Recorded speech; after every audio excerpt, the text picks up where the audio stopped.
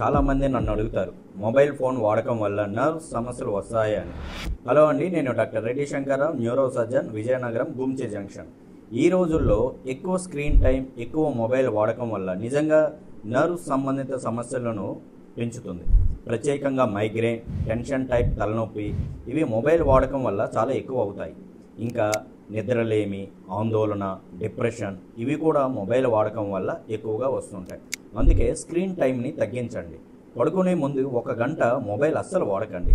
అలా చేస్తే నిద్రలేమి, ఆందోళన, డిప్రెషన్, తలనొప్పి తగ్గుతాయి. మొబైల్ ఎక్కువగా వాడేవారికి మరో ఒక పెద్ద సమస్య వస్తుంది.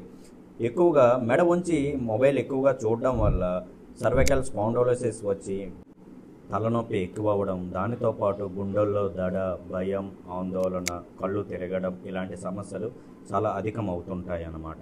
అందుకే మొబైల్ వాడకం తగ్గించండి, మీ ఆరోగ్యాన్ని కాపాడుకోండి.